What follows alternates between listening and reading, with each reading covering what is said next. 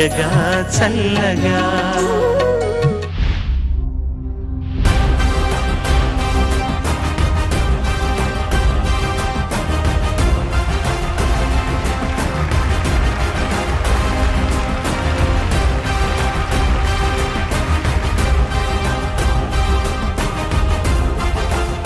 Hi hello how are you అందరికీ నమస్కారం. Padutha Theeyaga season 26 ఈ ట్యూస్డే ఎపిసోడ్ కి వెల్కమ్ బ్యాక్. పాడుతా తీయగా చల్లగా.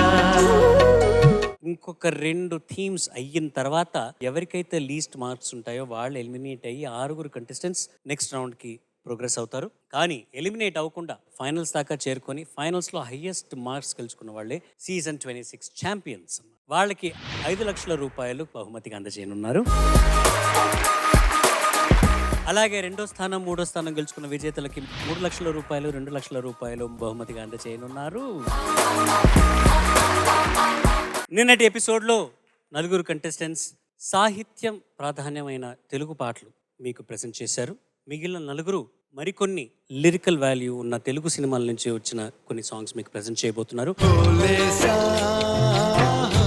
ఇకపోతే ఇవాల్టి ఈ ట్యూస్డే ఎపిసోడ్లో మొదటి కంటెస్టెంట్ ఎవరంటే, అంతకంటే ముందర సార్ గురుగారు, గత సంచికలో నేను అన్నట్టు వినేవాళ్ళు చక్కటి శ్రోత దొరికినప్పుడు చక్కగా పాడేవాళ్ళు ఉన్నప్పుడు ఆ పాట రాణిస్తుందన్న భావంతో మీ ఎదురుగుండా పాడగలిగే భాగ్యం ఈ పిల్లలకి కలుగుతున్నప్పుడు నాకు మాత్రం ఎందుకు కలగకూడదన్న భావనతో మీ ముందర ఒక పాట పాడే అవకాశం ఇవ్వమని అడుగుతున్నానండి. అది నాకు చాలా ఇష్టమైన పాట అండి. బోయి భీమన్న గారు పతిత జనోద్ధరణని ఉద్దేశం పెట్టుకుని వితంతు వివాహాలను ముఖ్యంగా దృష్టిలో పెట్టుకుని రాసినటువంటి చక్కటి లలిత గీతం. స్వరపరిచిన వారు ఆ స్వర్గీయ చిత్తరంజన గారండి. పాడిన వారు శాంతాచారి గారు, వారి సహోదరి. అటువంటి అద్భుతమైన పాట నేను ఎన్నిసార్లు, కొన్ని వేల సార్లు వినుంటానండి. నేను అది నడుస్తూ కూర్చుంటూ పడుకుంటూ కూడా. అటువంటి పాట ఇప్పుడు మీ ముందర పాడగలిగే అవకాశం. లిప్సిక అనే అమ్మాయితో కలిసి.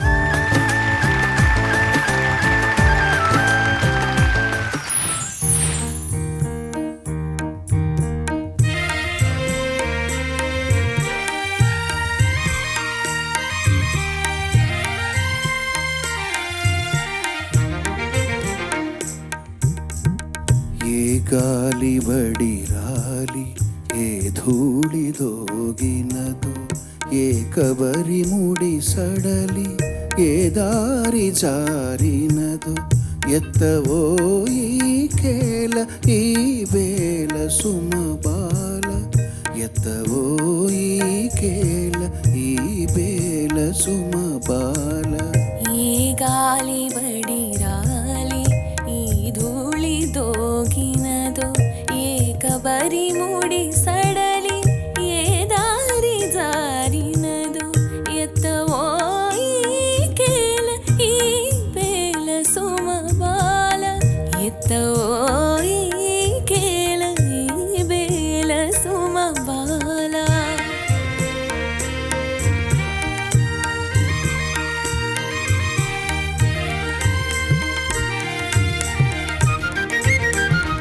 ఏ రమణి మకుట లీలా మంజరీ చ్యుతము, ఏ రమణి మకుట లీలా మంజరీ చ్యుతము, ఏ అసంస్కృత కుంతలాయధాతధకృతము, ఏ అసంస్కృత కుంతలాయధాతధకృతము, ఎత్తవో ఈ కేల ఈ బేల సుమబాల, ఎత్తవో ఈ కేల ఈ బేల సుమబాల.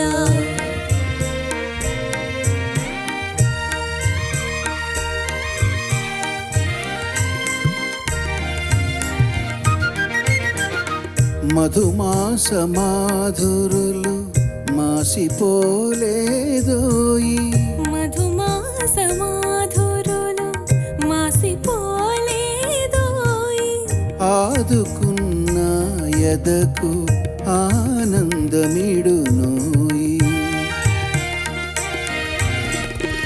ఆదుకున్న ఎదకు ఆనందమిడునోయి,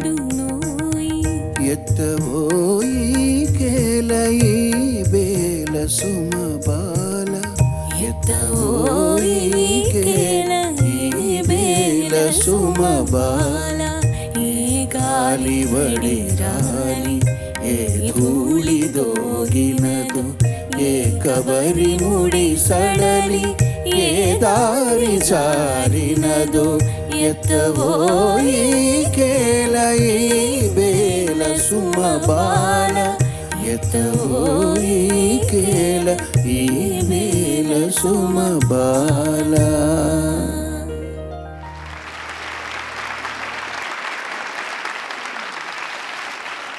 గురుగారు మా చిన్నారులు ఎలా పాడారండి? మీరు అన్న చిన్నారి అనేది నిజంగా వర్తిస్తుంది, మీరేం కంగారు పడక్కల్లా. చిన్నారి అంటే మన తెలుగులో చిన్నపిల్లాడు అని అర్థం, కానీ దానికి ఆధ్యాత్మికంగా చాలా గొప్ప అర్థం ఉంది. చిత్ నారి, సాక్షాత్ లలితాదేవి చిన్నారి సంస్కృతంలో. చిత్ అంటే సృష్టికి మూలమైన చైతన్య పదార్థం. చితిస్తత్పద లక్ష్యార్థ చిదేకర స్వరూపిణి చిన్మయి పరమానంద, అందులో చిత్. దానికి నారి కలిపితే సంస్కృతంలో నారి అంటే స్త్రీ కదా. ఆ మూలమైనటువంటి చిత్తి స్త్రీ ఎవరంటే అమ్మవారు సాక్షాత్. అంచేత వారిద్దరూ చిన్నారులే, అనుమానమేం లేదు. బాలుగారు అబ్బాయి మాట వృధా కాదు, ఎందుకంటే ఆయన పలికిస్తారు మీరు. ధన్యవాదాలు గురుగారు.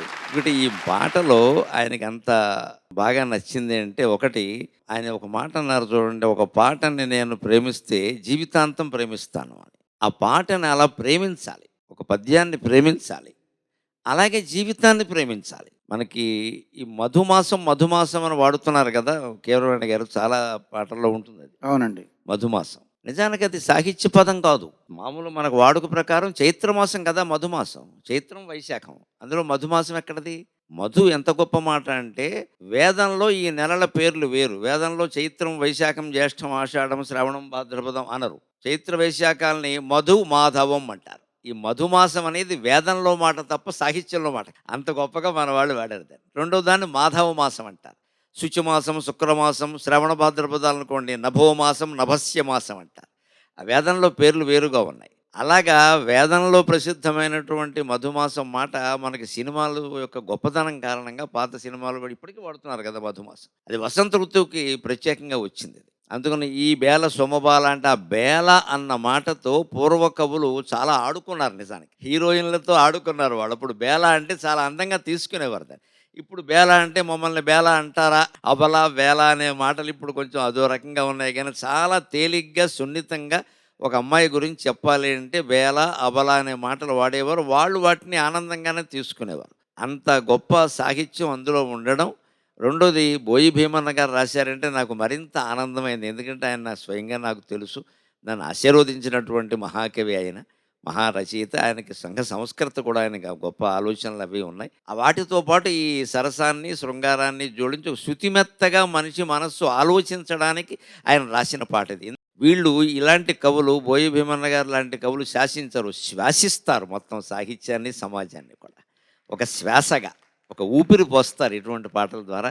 అందుకని వారికి అది నచ్చింది. అది నా దగ్గర పాడడం అనేది నేను కూడా వినగలిగాను బాగాను. బోయి భీమన్న గారి సాహిత్యం మామూలుగా మాకు వేరుగా పద్యాల ద్వారా చాలా బాగా తెలుసు. పిల్లి మీద అద్భుతమైన పద్యాలు రాస్తాడు. పిల్లి శతకమే రాశాడు ఆయన.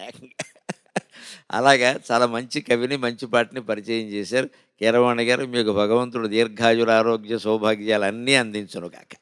ధన్యవాదాలు. నీకు కూడా ధన్యవాదాలు.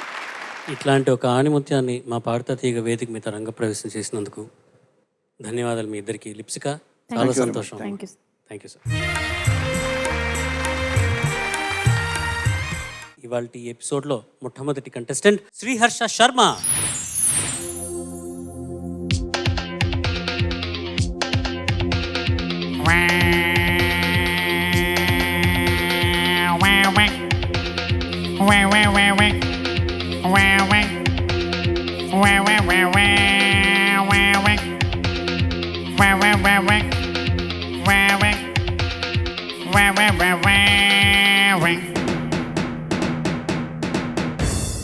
ఊర్వశి గ్లౌభా ప్రేయసి హ్రీమా. ఊర్వశి గ్లౌభా ప్రేయసి హ్రీమా.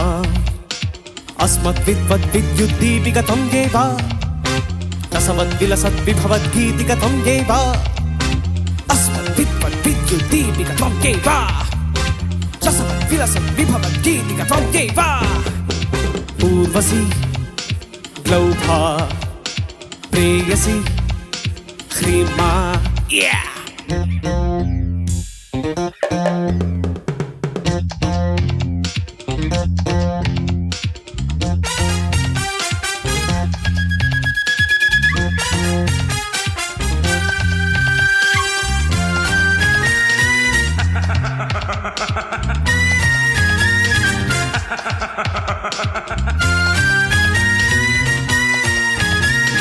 రసచ్చమత్యుతి నటత్తడిత్యుతి ఘనద్ధరిత్మణి త్వం ఏవ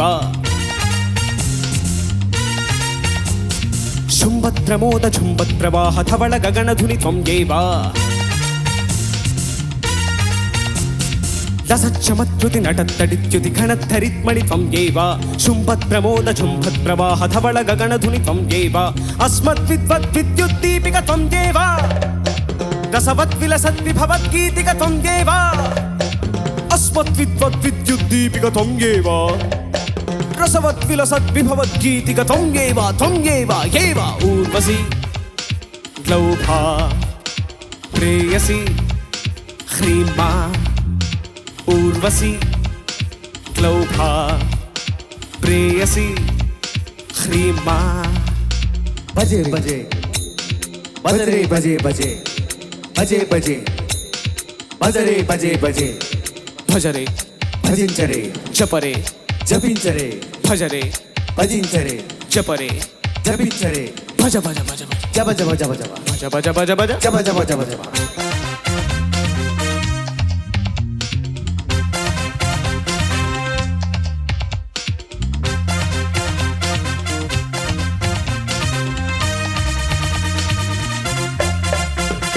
నమ్రాం రద్రుమకం రణబోధ్యమ స్వరభుక్సుక సఖి త్వం ఏవ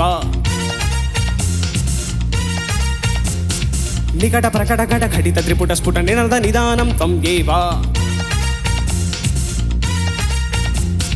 నమ్రాం రద్రుమకం రణబోధ్యమ స్వరభుక్సుక సఖి త్వం ఏవ నికట ప్రకట ఘట ఘటిత త్రిపుట స్ఫుట నినద నిదానం త్వం ఏవ అస్మద్విద్వద్విద్యుద్దీపిక త్వం ఏవ రసవద్విలసద్విభవద్గీతిక త్వం ఏవ అస్మద్విద్వద్విద్యుద్దీపిక త్వం ఏవ రసవద్విలసద్విభవద్గీతిక త్వం ఏవ ఊర్వశి గ్లౌభా ప్రేయసి హ్రీమా ఊర్వశి గ్లౌభా ప్రేయసి హ్రీమా అస్మద్విద్వద్విద్యుద్దీపిక త్వం ఏవ రసవద్విలసద్విభవద్గీతిక త్వం ఏవ అస్మద్విద్వద్విద్యుద్దీపిక త్వం ఏవ రసవద్విలసద్విభవద్గీతిక త్వం ఏవ ఊర్వశి గ్లౌభా ప్రేయసి హ్రీమా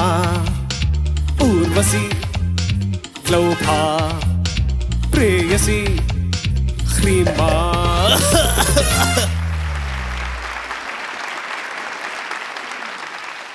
శర్మ సార్ ఇక్కడ సందర్భోచితంగా మన వ్యాఖ్యానాలు కామెంట్లు ఉండాలి అన్న సంగతి తెలిసినప్పటికీ గురువుగారు గరికపాటి వారు ఇక్కడ ఆశీనులై ఉన్నప్పటికీ కూడా నేను సభా మర్యాదని కించిత్ ఉల్లంఘించి నా కామెంట్ నీకు చెప్తా. సార్ ఎరగదీశావు.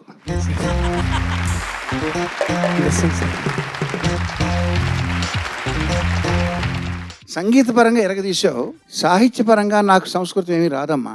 నీకెంత వచ్చో నీకు మేబీ నీకే నాకన్నా కొంచెం ఎక్కువ వచ్చేమో. గ్లౌభా అంటే ఏదో చేతులు తొడుక్కునే ఎలక్ట్రీషియన్లు తొడుక్కునే గ్లౌవ్ అనుకుని హ్రీమా అంటే ఐస్ క్రీమ్ అనుకునే అజ్ఞానాన్ని చెదరగొట్టమని గురువుగారిని కోరుతూ అంతకన్నా ముందర చంద్రబోస్ గారు మాట్లాడాక దీంట్లో ఉన్న జొన్నమిత్రుల గారు అద్భుతంగా రచించిన ఇళయరాజా గారి స్వరాలకి ఆ పదాల అర్థాలు ఇప్పుడు గురువుగారు చెప్పే ముందర చంద్రబోస్ గారు. హర్ష సార్ చాలా బాగా పాడావు. కీరవాణి గారి నుంచి ఆ అభినందన నేనైతే ఎదురు చూడలేదు. ఎదురు చూడని దాన్ని నువ్వు పొందావు, చాలా ఆనందం. ముఖ్యంగా నేను నాకు ఈ పాట నువ్వు పాడడం మొదలెట్టగానే ఈ పాట అద్భుతంగా పాడతావని నాకు అర్థమైపోయింది. దీని తర్వాత నేను ఎలా అభినందించాలని ఒక మాట అనుకున్న మనసులో. పాట అంతా అయ్యాక నీ పేరు నేషనల్ పానాసోనిక్. National Panasonic. ఎందుకంటే మా ఇంటికి మా అన్నయ్య నేషనల్ పానాసోనిక్ టేప్ రికార్డ్ తెచ్చినప్పుడు అప్పుడు కొత్తలో ఆ టేప్ రికార్డులో మొదటగా విన్న పాట మహర్షి పాటలు. అందులో ఈ పాట ఉంది. జొన్నవిత్తల గారు అద్భుతంగా రాశారు. అద్భుతం. ఆ అర్థాలు ఏంటో ఆయన చెప్తారు, గురువుగారు చెప్పారు. తర్వాత మనం ఇంకా దాని అత్యద్భుతం అందాం. ముఖ్యంగా జొన్నవిత్తల గారు సినిమా పాటల్లో ఆయన చేసినన్ని ప్రయోగాలు మరే రచయిత చేయలేదు. ఇలాంటి విచిత్రమైన పాటలు ఎన్నో రాశారు. దీని తర్వాత మరొక్కటి ఆయన మచ్చుతనకి ఏంటంటే స్వరకల్పన అనే సినిమాలో మీరు ఒక పాట వినండి. సరిగమ పదని నీదానిని సరిగా సాగని నీ దారిని అని ఒక పాట ఉంది. పాట మొత్తం స్వరాల్లోని అక్షరాలే, కానీ మొత్తం అర్థం అంతా చాలా ప్రతి మాటకు వేరే వేరే వేరే అర్థాలు వస్తూ మామూలు పాటలానే ఉంటుంది. కాకపోతే అందులో ఉండే అక్షరాలన్నీ సరిగమ పదని. స్వరకల్పన అనే చిత్రంలో ఆ పాట ఉంటుంది, వినండి. దానికి సంగీతం ఇళయరాజా గారి తమ్ములు గంగయ్య అమరన్ గారు. చాలా బాగా పాడారు. Thank you sir. ఈ పాట ముఖ్యంగా ఇటువంటి పాటలు ఏమైనా జొన్నవిత్తులే రాయాలి, ఈ శ్రీహర్ష శర్మే పాడాలి. ఇంకొకరు రాయడం ఎంత కష్టమో ఇంకొకరు పాడడం కూడా అంత కష్టమే. ఏగతి రచయించిరేని సమకాలము వారలు మెచ్చరే కదా అని మనకి సాహిత్యంలో ఒక మాట ఉంది, చంద్రబోస్ గారు. ఏగతి రచయించిరేని సమకాలము వారలు మెచ్చరే కదా. ఎంత మహాకవి కాళిదాసు లాంటి వాడిని కూడా తర్వాత వాళ్ళు మెచ్చుకున్నారు, కానీ ఆ కాలం వాళ్ళు మెచ్చుకున్నారు. అలాగే చాలామంది మహాకవులకి ఇబ్బంది పట్టింది. ఆంగ్ల సాహిత్యంలో ఈ ఇబ్బంది లేదు. నేను లండన్ పర్యటనకు వెళ్ళినప్పుడు వాళ్ళు పార్లమెంట్ హౌస్లో మాట్లాడమంటే నేను షేక్స్పియర్ కవిత్వం గురించి మాట్లాడాను. అది కూడా ఇంగ్లీష్లో మాట్లాడాను 45 నిమిషాలు. మా యూట్యూబ్లో ఉంది, పూర్తిగా 45 నిమిషాలు ఇంగ్లీష్లో మాట్లాడాను. ఎందుకు మాట్లాడగలిగానంటే నేను 25 ఏళ్ల క్రితం సాగర ఘోష కావ్యం రాసేటప్పుడే షేక్స్పియర్ కవిత్వం గురించి రాస్తూ, విశ్వ చరిత్ర కాబట్టి ఇంగ్లీష్ వాళ్ళ చరిత్ర రాస్తూ, షేక్స్పియర్ సాహిత్యం రాస్తూ జీవిత చరిత్ర కూడా చదివాను. షేక్స్పియర్ మీద నేను తెలుగులో 10 పద్యాలు రాశాను, ఆయన కవిత్వం మీద, ఆయన నాటకాల మీద. ఆ పద్యాలు మాత్రమే తెలుగులో పాడి మిగిలిన ఉపన్యాసం అంతా ఇంగ్లీషులో ఇస్తూ చేసి, అక్కడ ఒక 7-8 మంది బ్రిటిష్ ఎంపీలు వచ్చారు, పూర్తిగా బ్రిటన్ వాళ్ళు, తెలుగు రాదు వాళ్ళకి, వాళ్ళ కోసమే మాట్లాడాను. వాళ్ళు చాలా ఆనందించి షేక్స్పియర్ గురించి మాకు తెలియని విషయాలు చెప్పారండి అన్నారు. ఏదన్నా చదివితే, అంత బాగా చదివితే మన దేశ కీర్తిని వివేకానందుడిలాగే మనం ప్రపంచం అంతా మోగించగలం, అభ్యంతరం ఏమీ లేదు. జొన్నవిత్తుల ఎందుకు రాయగలుగుతాడు ఇటువంటి పాటలు అంటే ఆయన సంస్కృత సాహిత్యాన్ని, తెలుగు సాహిత్యాన్ని కూడా క్షుణ్ణంగా మధించి చదివాడు, ఏం అనుమానం లేదు. బాగా చదివాడు. విజయవాడలో పుట్టాడు ఆయన. అక్కడి నుంచి పుట్టినప్పటి నుంచి అలా చదువు ఏదో మధ్యలో ఆపకుండా చేసినా ఇది మాత్రం బాగా చదివాడు. ఇందులో కూడా అందుకే ఎటువంటి పదాలు వాడగడిగాడో చూడండి. ఆయన చెప్పారు ఒక మన సంస్కృతం డిస్కో అని, పక్కా నిజం. దానికి ఆ పేరే పెట్టాలి, లేకపోతే నువ్వే అన్నావు కదా ఉరవసి అని రాశారండి. ఉరవసి అంటే అదేదో ఉలవచారనుకుంటారు. ఇంగ్లీష్ స్పెల్లింగుల్లో వచ్చేటువంటి ఇబ్బంది ఇది. అందుకని సంస్కృతం డిస్కో అంటేనే వెంటనే చూస్తారు. ఆకర్షణ ఎప్పుడూ ముఖ్యం అండి. సినిమా కవులకి నేను చెప్పక్కర్లేదు ఆ విషయాన్ని. అసలు చాలామంది కవిత్వం జనంలోకి వెళ్ళకపోవడానికి కారణం ఏమిటంటే ఈవెన్ చివరికి ప్రసంగాలైనా సరే ఆకర్షణ ఉండదు. ఏదో మనం పురాణం చెప్పేసాం, ఉపన్యాసం ఇచ్చామని కాదు, జనానికి నచ్చేటువంటి మాట, బాగా మంచి మేలు చేసేది కాదు, వాళ్ళకి మనస్సుకు నచ్చాలి, వెంటనే చప్పట్లు కొట్టాలి వాళ్ళు. అంటే మ్యూజికల్గానో సాహిత్యపరంగానో ఒక మంచి ప్రయోగాలు ఉండాలి. అందులో ఇతను చేసిన గొప్ప ప్రయోగం ఏంటంటే ఊర్వశి ప్రేయసిని ఊర్వశి అనడం. ఈయన చెప్పేది ఏమిటి, కృష్ణశాస్త్రి గారి కాలం నుంచి ఉంటుంది. ఊర్వశి గ్లౌభా అన్నాడు, ప్రేయసి హ్రీం మా అని బీజాక్షరాలు వాడాడు. గ్లౌ అంటే చంద్రుడు. నిజం ఇగ్లౌరా యుగంతంబులకు అని బాల వ్యాకరణంలో ప్రయోగం ఉంటుంది. అది చదువుకున్న పండితుడు కాబట్టి గ్లౌ అంటే చంద్రుడు, గ్లౌభా అంటే చంద్రుని వంటి కాంతి కలిగింది నా ఊర్వశి అని అర్థం అనమాట. అందుకని గ్లౌభా. అంతేకాకుండా భా అనేటువంటి దానికి నక్షత్రమృక్షంభం తారా తారకాప్యుడు వా స్త్రియాం అని అమరకోశంలో ఉంటుంది. భం అనే శబ్దానికి నక్షత్రం అని అర్థం ఉంది ప్రత్యేకంగా. భంబుగదేన భంబు అని, భంబుగదేన కంబు అని ఒక పూర్వకవి భం అనేదంతా భం కరభం సులభం శలభం అంటూ స్త్రీ అవయవాలన్నీ వర్ణిస్తాడు ఒక పూర్వకవి పద్యాల్లో. ఆ పద్యాలన్నీ జొన్నవిత్తుల క్షుణ్ణంగా చదివాడు. అందుకని ఇంత ఉత్తమ సాహిత్యాన్ని ఎక్కడా మళ్ళీ పూర్వకవుల్ని అనుకరించకుండా మనకు అందించాడు. అలాగే హ్రీం మా అనేవి బీజాక్షరాలు. నిజానికి హ్రీం అనేటటువంటిది అంటే ఐం హ్రీం శ్రీం శ్రీమాత్రే నమః లలితా సహస్రంలో ఉండే బీజాక్షరాలు. ఐంకారం సరస్వతీదేవికి బీజాక్షరం, శ్రీంకారం లక్ష్మీదేవికి బీజాక్షరం, హ్రీంకారం భువనేశ్వరీదేవికి అంటే సాక్షాత్ లలితా పరాభట్టారికి ఇక మరొక పేరు భువనేశ్వరిదేవి. ఆ భువనాన్నంతటినీ ఒక మాయలో ముంచేస్తుంది ఆవిడ. మనందరము రకరకాల జీవితం అనే మాయలో మునిగామంటే మహామాయ, మహాసత్వ, మహాశక్తి, మహారథి అని ఆవిడ కారణం. ఆ మాయకి సంబంధించిన బీజాక్షరం హ్రీం. ఇక్కడ ప్రియురాలకి హ్రీం వాడాలి, ఎందుకంటే ఆ తర్వాత ఆ మాయలో పడతాంగా. మనం ముందు ప్రేమిస్తాం, తర్వాత ఆ మాయలో పడతాం. నన్ను ఎవరో అవదు మన పేపర్లో వార్త వస్తే ఆశ్చర్యపోయా, ప్రేమలో విఫలమైనాడని ఆత్మహత్య చేసుకున్నట్ట అన్నారు. సఫలమైనా కూడా పెళ్ళయ్యాక 2 ఏళ్ళకి చేసుకునేది అదే కదా, తొందర ఎందుకో అన్నాను. ఇప్పుడు విఫలమయ్యామని చేసుకోవడం ఏమిటి? ఒకవేళ సఫలమైనా పెళ్లి చేసుకున్న తర్వాత చేసుకోవాల్సింది అదే కదయ్యా అని ఈ మునుగుతామనేది ఉందే హ్రీం మాయ. ఒక మాయలో మునిగి మనం ఒక వ్యక్తిని మాత్రమే ప్రేమిస్తాం, అది కూడా వయస్సులో ఉన్నప్పుడే, అది కూడా వయస్సులో ఉన్న స్త్రీని, వయస్సులో ఉన్న పురుషుణ్ణి. 90 ఏళ్ళ ఆవిడని ఎవడు ప్రేమించడమే ప్రపంచంలో నాకు అర్థం కాదు. జాలి చూపిస్తాడు వీడు, ప్రేమించవచ్చు కదా. ఎందుకు అందరికీ తెలుసు, వయస్సులో ఉండే ఆకర్షణని ప్రేమ అనుకోవద్దు, అది మాయా అని తెలియజేయడానికి సిద్ధకవి ప్రసిద్ధ కవి అయినటువంటి జొన్నవిత్తుల హ్రీం మా అనేటువంటి మాటలు 2 వాడాడు అక్కడ. హ్రీం అనేది బీజాక్షరం, మాయా సంబంధమైంది, భువనేశ్వరి సంబంధమైంది. అందుకని పైగా మా అనేదానికి ఇక్కడ భా రావడం వల్ల అక్కడ మా దీర్ఘం పెట్టాడు. వద్దు వద్దు, మాయలో పడద్దు అనేటువంటి సూచన కూడా అందులో ఉంది. ఇక అందులో సమాసాల ప్రయోగం మీరు చూడండి. అస్మద్ విద్వద్ విద్వద్దీపిక విద్యుద్దీపిక త్వమేవ, రసవద్ విలసద్ విభవద్గీతికత్వం ఏవ. త్వం ఏవ అంటే నువ్వు మాత్రమే, నువ్వు మాత్రమే, యూ ఓన్లీ అని అర్థం దానికి. అందులో విద్వత్ విద్యుద్దీపిక అన్నాడు. విద్యుత్ దీపం అంటే కరెంటుతో వెలిగే దీపం, కానీ విద్వద్దీపం అంటే పండితుడి నోట వచ్చే మాట, అది విద్వద్దీపం. విద్యుత్ దీపానికి ఓసారి ఆరడం ఓసారి వెలగడం ఉంటుంది, విద్వద్దీపం ఎప్పటికీ ఆరదు, ఉంటుంది ఖచ్చితంగా. పైగా విద్యుత్ దీపం ఎవడో వెలిగిస్తే వెలుగుతుంది, స్విచ్ చేస్తే కానీ వెలగదు. విద్యుత్ దీపం తనంతా తానే వెలుగుతుంది. అందుకని ఈ ప్రేయస్ని తను ఏం భావిస్తున్నా అంటే, విద్యుత్ దీపంలా ఆరిపోయి వెలగకుండా విద్వత్ దీపంలా నా జీవితంలో ఎప్పుడూ నువ్వు వెలగాలి అనేటువంటి భావన అందులో గొప్పగా వ్యక్తం చేస్తున్నాడు. అలాగే విలసద్ విభవద్గీతికత్వం వేవ, ఎప్పుడు పెళ్ళైన తర్వాత పాట పాడాలని అనుకుంటాం కదా మరి ఆనందంగా. అందుకని ఆ వైభవంతో కూడిన గీతిక భార్య జీవితంలో ప్రవేశించింది భర్త జీవితంలో, అక్కడి నుంచి వైభవం అందుకుంటుంది. నిజంగా అందరికీ అందుకుంటుందంటే వారి వారి ప్రాప్తాన్ని బట్టి ఉంటుంది, అది వేరే విషయం. లేదా ఏది అందుకోవాలో అది అందుకుంటుంది. అందుకని విభవద్గీతిక, ఆ వైభవ గీతిక నా జీవితంలోకి రాబోతోంది అన్నదాన్ని విభవద్గీతిక అనే దాంట్లో ఉపయోగించాడు. ఇంకా ఆ ప్రాస కోసం ప్రయత్నం చేస్తే చంద్రబోస్ గారు పద్యంలో మనకి యతిప్రాసలు ఉండడం ఎంత గొప్ప విషయం అంటే, చేతనైన వాడికి అవి ఆభరణాలు, చేతకాని వాడికి ఆటంకాలు. చేతకాని వాడికి ఆటంకాలు. పద్య కవిత్వాన్ని చాలా కాలం ద్వేషించి ఏదో 3 పంక్తులు 6 పంక్తులు 4 ముక్కలు 3 ముక్కలు ఇవన్నీ అప్పడాలు వడియాలు ఎందుకు పుట్టాయంటే, సంపూర్ణమైన భోజనం చేసి అరిగించుకునే శక్తి లేక. పద్య కవిత్వం సంపూర్ణమైన భోజనం, షడ్రసోపేతమైన భోజనం. అది అరక్కపోతే అప్పడాలు వడియాలు తినే అర్భకుడికి మనం ఏం చెబుతాం. అందుకని అది అరిగితే ఎంత గొప్పది అంటే, ఒక ప్రాస కోసం ప్రయత్నించినప్పుడు ఎంత గొప్ప మాటలు వస్తాయి చూడండి. నమ్రామ్రద్రుమకమ్రణవోద్యమ స్వరభుక్ సుఖసఖి స్వమేవ. చాలా కష్టం అర్థం కావడం. బాలుగారు అబ్బాయి స్వయంగా ఒప్పుకున్నాడు, నాకు ఒక మొక్క అర్థం కాలేదు, మా నాన్నగారు చెబితే నీకు ఇది అర్థమయ్యే వయస్సు కాదురా అన్నారు. ఎందుకు అర్థం కాదు, కానీ అందులో ఉన్న భావం శ్రమపడైనా ఎందుకు తెలుసుకోవాలంటే, నమ్ర ఆమ్రద్రుమం, ఆమ్రద్రుమం అంటే మామిడి చెట్టు, నమ్రామ్రద్రుమం అంటే తనంత తాను వీళ్ళు పళ్ళు కోసుకోవడం కోసం వంగింది అది. అందుకని నమ్రామ్రద్రుమం. మా కింద రావత్తు కావాలి జొన్నవిత్తులకి, ఆమ్రలో మ్రా ఉంది కాబట్టి ఇంకో మ్రా కావాలి, అందుకని నమ్రామ్రద్రుమం అన్నాడు. లేకపోతే ఊరికే వంగినా అని ఏదో వాడితే ఆ అందం రాదు. అక్కడ కమ్ర నవోద్యమ స్వరభుక్ సుఖ సఖిత్వం వ్యా.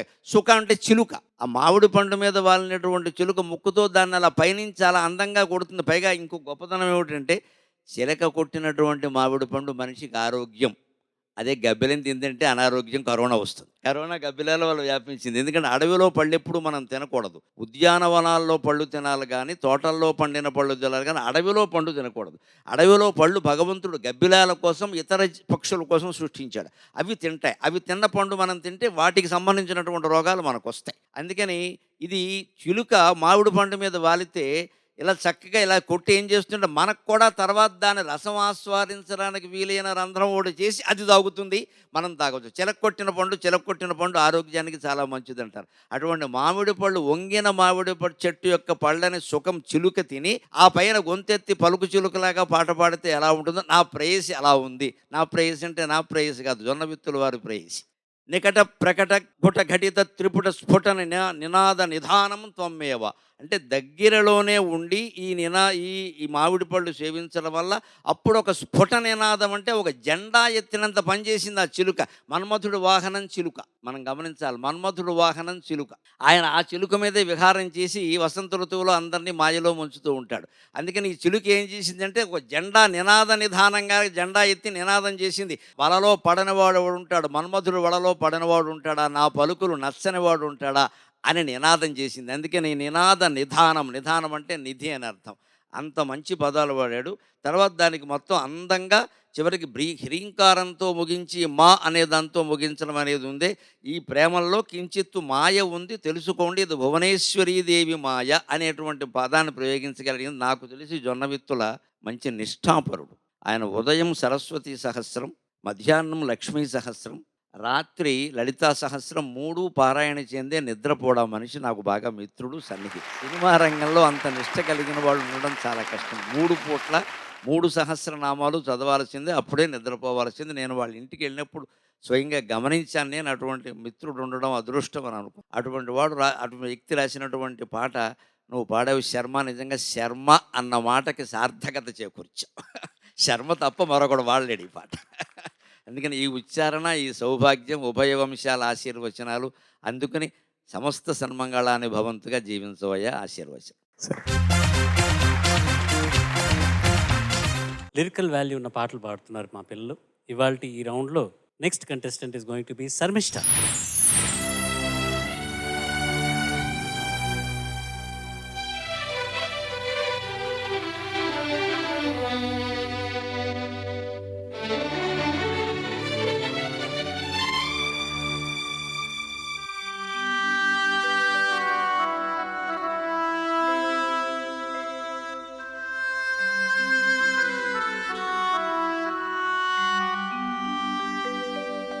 కన్నయ్యా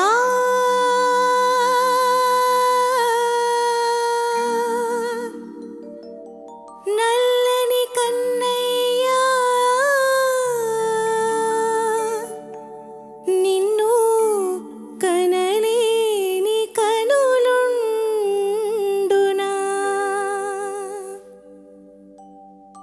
కన్నయ్యా నల్లని కన్నయ్యా నిన్ను కనలేని కనులుండునా నిన్ను ప్రేమింతురే నిన్ను పూజింతురే నన్ను గనినంత నిందింతురే కన్నయ్యా నల్లని కన్నయ్యా నిన్ను కన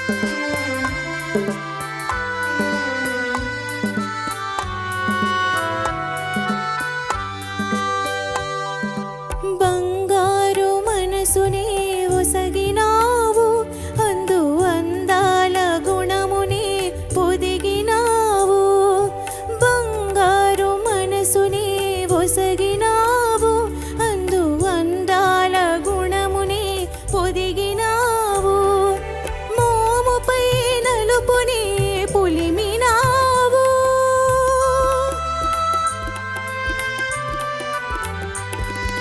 మోముపై నలుపునే పులిమినావు ఇట్లు నన్నేల బ్రతికించదలచినావు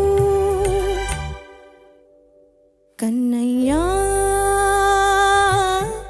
నల్లని కన్నయ్యా నిన్ను కనలేని కనులుండునా నిన్ను ప్రేమింతురే నిన్ను పూజింతురే నన్ను గనినంత నిందింతురే కన్నయ్యా నల్లని కన్నయ్యా నిన్ను కనలేని కనులుండునా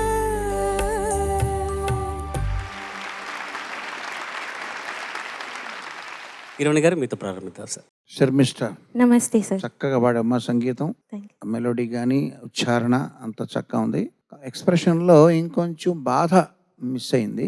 హాయిగా పాడావు, కొంచెం బాధ యాడ్ చేయాలి. ఎక్స్ప్రెషన్ పరంగా కొంచెం చూసుకోవాలి. అదర్వైజ్ సంగీతం చక్కగా ఉంది. ఇట్లాంటి పాట పాడతాను అనుకున్నావు నువ్వు? లేదు సార్, అంటే నా క్యారెక్టర్కి కొంచెం ఆపోజిట్, సో ఆహా, అందువల్ల మిస్ మ్యాచ్ అయింది. కొంచెం క్యారెక్టర్కి ఆపోజిట్ అయిన పాటలు పాడగలిగినప్పుడే ప్రొఫెషనల్ సింగర్ అవుతాడు. ప్రొఫెషనల్ సింగర్ అంటే ఏంటంటే ప్రొఫెషనల్గా తీసుకున్నప్పుడు ఆ క్యారెక్టర్కి ఆపోజిట్ పాటలు పాడాలి. ఇప్పుడు మామూలుగా బాలు గారు, శైలజ గారు పాడిన రొమాంటిక్ డ్యూయట్స్ ఏదైనా విన్నావా? వాళ్ళు అన్నా చెల్లు అన్న మర్చిపోయి క్యారెక్టర్స్ కోసం అది ప్రొఫెషనల్గా పాడిన పాట కాబట్టే అలా పాడగలిగారు, రాణించగలిగారు, ఒప్పించగలిగారు. అలాగా మన క్యారెక్టర్ మనం చేసేదంతా కూడా ఆ పాత్ర కోసం చేస్తాం కాబట్టి. అలా కాకుండా నేను ప్రొఫెషన్ కాదండి, నా ప్రవృత్తి, నాకు ఇష్టమైన నా హాబీ మ్యూజిక్ అన్నప్పుడు అప్పుడు నీకేది నీ మనస్తత్వానికి తగినట్టుగా పాటలు పాడుకుంటే అవి బాగా వినబడతాయి. అట్లా కాబట్టి ప్రొఫెషన్గా తీసుకోదలుచుకున్నప్పుడు దేన్నైనా సరే ఒప్పించగలగాలి, లేని బాధని తెచ్చుకోగలగాలి. సో అది దృష్టిలో పెట్టుకోమ్మా. సినిమా పాటల్లో ముఖ్యంగా స్వరం మిస్ అయితే మాకు ఉన్నాయి, ఆటో ట్యూన్ ప్లగిన్స్ ఉన్నాయి, ఆ స్వరాన్ని సరి చేస్తాం. టెంపో మిస్ అయితే సరి చేసే కంప్యూటర్స్ కూడా ఉన్నాయి. భావాన్ని మాత్రం పుట్టించగల కంప్యూటర్ ఇంకా రాలేదు, వచ్చే వరకు కూడా మనం ఆ పని మీద ఉందాం.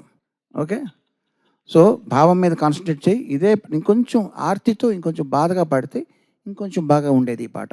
బట్ సంగీతపరంగా ఏం లోటు లేదు, చక్కగా పాడావు. అభినందనలు నీకు. Thank you sir. శర్మిష్ట చాలా బాగా పాడావమ్మా. Thank you sir. కీరవాణి గారు చెప్పిన సూచించిన విషయాలు కొంచెం అర్థం చేసుకొని పాటిస్తే ఆచరిస్తే కనుక ఇంకా మంచి అద్భుతమైన రాణిస్తావు, ఎదుగుతావు అని మనస్ఫూర్తిగా నేను నమ్ముతున్నాను. ఇప్పుడు కీరవాణి గారు చెప్పిన ఒక మాటలోంచి నాకు ఒక ఆలోచన వచ్చింది. ఏంటంటే వాళ్ళిద్దరూ అన్నా చెల్లెళ్ళు అయినా కూడా వాళ్ళ పాత్రల పరిధిలోకి వెళ్ళి అలా పాడడం వల్ల గొప్ప గీతాలు కానీ పాడారు, యుగళ గీతాలు పాడారు. అట్లాగే ఇక్కడ ఏంటంటే మన వ్యక్తిత్వం, మన మనస్తత్వం దానికి సంబంధం లేకపోయినా కూడా మనం దాంట్లోకి పరకాయ ప్రవేశం చేసి మనం కావలసిన రసాన్ని మనం సిద్ధింపచేయాలి. అది నటుడు కావచ్చు, ఇంకెవరైనా కావచ్చు. నటన అంటే అదే అర్థం. అంటే మనకు సంబంధం లేకపోయినా మనం దాంట్లో దూరి మనం దాన్ని ఆ రససిద్ధిని కలిగింపచేయాలి ప్రేక్షకులు, చూసేవాళ్ళు. అది నటన. అట్లాగే రచన కూడా ఒక రకమైన నటనే. దీన్ని చాలామంది గుర్తుపెట్టుకోవాలి. ఏంటంటే ఒక వేశ్య పాత్ర సావిత్రి గారు పోషించారు ఒక సినిమాలో, కన్యాశుల్కంలో. మళ్ళీ ఒక అద్భుతంగా చెల్లె పాత్ర పోషించారు. వేశ్య పాత్ర పోషించినప్పుడు ఆ రసాన్నే పండించాలి. అంతేగా నేను వేశ్య పాత్ర పోషిస్తున్నా అని చెప్పేసి దైవభక్తికి, దేశభక్తికి సంబంధించిన అక్కడ హావభావాలు ఇవ్వకూడదు. అట్లాగే రచన కూడా ఒక రచన చేసినప్పుడు నటనే, ఆ నటన ఎంతైతే నిజమైందో అలాగే రచన కూడా అలాగే నటనలాగే ఉండాలి. అంతేగాని నా వ్యక్తిత్వం, నా మనస్తత్వం అందులో ప్రతిబింబజేయాలని ప్రయత్నం చేయకూడదు. అలాంటి వాళ్ళే గొప్ప రచయితలు అయ్యారు. నువ్వు మంచి గాయకురాలుగా రాణించాలంటే ఆ ఇద్దరు సూచన దృష్టిలో పెట్టుకోమ్మా. వృత్తిరీత్యా గాయకురాలుగా మనం ఉండాలంటే మన ఇష్టాలతో నిమిత్తం ఉండద్దు. కానీ నువ్వు చాలా బాగా పాడావు పాటని. ధన్యవాదాలు. నీ రంగు అది కాకపోయినా, క్యారెక్టర్ లక్షణం కాకపోయినా దాన్ని స్ఫురించే విధంగా పాడావు. దానికి ఒక మాట ఏమిటంటే సంస్కృతంలో ఉన్నది మీరు అన్నదానికి చంద్రబోస్ గారు, కళాకారుడు ఎవరైనా రచయిత కళాకారుడే కదా, సాహిత్యం కళ, సంగీతం, నాట్యం, చిత్రలేఖనం, శిల్పం ఏదైనా కళ. కళాకారుడి వ్యక్తిగత జీవితంలో లోపాలేవి అతని కళలో ప్రతిబింబించవు అని పూర్వకాలం ఋషులు చెప్పారు. కళాకారుడిని మీరు కళాకారుడుగానే చూడండి, అతని కళను ఆస్వాదించండి. కానీ ఆయనకి ఈ అలవాటు ఉందట, ఆ అలవాటు ఉందట, మీకు అన్నీ అనవసరమైన విషయాలే. దాని సంస్కృతంలో మంచి శ్లోకం ఏం చెబుతారంటే, సరసం విపరీతశ్చేత్ సరసత్వం నముంచతి, సాక్షరా విపరీతాశ్చేత్ రాక్షసాయేవ కేవలం అని శబ్దం మీద ఆధారపడి మంచి మాట చెప్పారు. మనం ఒక వృత్తి ధర్మంలో ఉన్నప్పుడు మన ఇష్టాయిష్టాలతో నిమిత్తం లేదా ఆ పని చెయ్యాలంతే. దానికి ఏం చెప్పారంటే, సరసగా విపరీతశ్చేత్ సరసత్వం నమించేది. కళలు బాగా తెలిసి సరసం ఉన్నవాడు ఒకవేళ ఆయన వ్యక్తిగత జీవితంలో విపరీతంగా ప్రవర్తించినా అతని కళ అతన్ని వదలదు. సాక్షరా విపరీతాశ్చేత్, కానీ ఉపాధ్యాయులు, మేధావులు, విశ్వవిద్యాలయాచార్యులు, మా వంటి ప్రవచనకర్తలు మాత్రం సాక్షరాగా వెల్ ఎడ్యుకేటెడ్ విద్వాంసులైన వాళ్ళు నిజ జీవితంలో కూడా ఆ నిష్టను పాటించకపోతే రాక్షసాయవ కేవలం. విద్వాంసుడు వేరు, కళాకారుడు వేరు, పాండిత్యం వేరు, కవిత్వం వేరు. కవికి ఏమన్నా వ్యసనాలు ఉంటే ఉండొచ్చు, పండితుడికి ఉండకూడదు, ఉంటే పాండిత్యం చెడిపోతుంది. కవికి ఉంటే ఉండొచ్చు, కళాకారుడికి ఉండొచ్చు, అంతవరకు ఎక్సెప్షన్, మినహాయింపులు ఇచ్చారు. ఈ శ్లోకంలో చమత్కారం ఏమిటంటే, సరసహ అనే శబ్దాన్ని తిరగై అట్నించదు సరసహ, సాక్షర అనే శబ్దాన్ని అట్నించదు రాక్షస. అంత బాగా వాడాడు. సరసం విపరీతమైన సరసమే, సాక్షర విపరీతమైతే రాక్షస అవుతుంది, జాగ్రత్త. అందుకని సాహిత్యానికి తగినటువంటి ఆర్తి, ఆర్ద్రత కొంచెం పెంచుకుంటే ఇంకా బాగుంటుంది, అనుమానమేం లేదు. దాశరథి గారి కవిత్వంలో గొప్పదనం ఒక మాట చెప్పాలి కదా, ఆ మహానుభావుడు రుణం తీర్చుకున్న వాళ్ళు అవుతాం. ఎందుకంటే ఆయన అపార దేశభక్తుడు. నిజామరాజు పరిపాలించే కాలంలో జైల్లో పెడితే ఏ సాధనాలు లేక పళ్ళు దోముకుందుకు మసిబొగ్గిస్తే తరతరాల బూజు నిజామరాజు అని గోడ మీద రాసిన మహావీరకవి దాశరథి. సామాన్యులు దొరికితే సాధనాలు అవసరం లేదు కవిత్వానికి అంటారు, అలా రాసినటువంటి మహానుభావుడు. అందుకే ఇందులో మీరు గమనిస్తే ఒక గొప్ప ప్రయోగం ఏమిటంటే, సాహిత్యంలో అపురూపమైంది, సిరుచూచుకొని నన్ను మరిచేవయ్యా, మంచి గుడి చూసుకొని నువ్వు మురిసేవయ్యా. నిన్నేమో పూజిస్తున్నారు, నిన్నేమో ప్రేమిస్తున్నారు, నీలాగే ఉన్నాను కదా నేను, నన్నెందుకు ద్వేషిస్తున్నారు అని ఒక నల్లటి మనిషి ఆ నలుపుని లోకమంతా ద్వేషించడం, వెలివేయడం చూసి తట్టుకోలేక మాట్లాడినటువంటి మాట ఇది.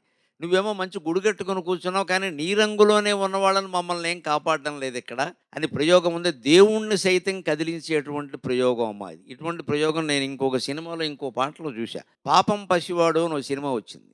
చిన్నపిల్లాడు అడవిలో తప్పిపోతాడు, దారిలో వినాయకుడు విగ్రహం కనపడుతుంది. మా అమ్మేది, మా అమ్మేది అని అంటూ ఆ పాటలో అతను అంటాడు, మీ అమ్మనడగవా మా అమ్మ ఏదని.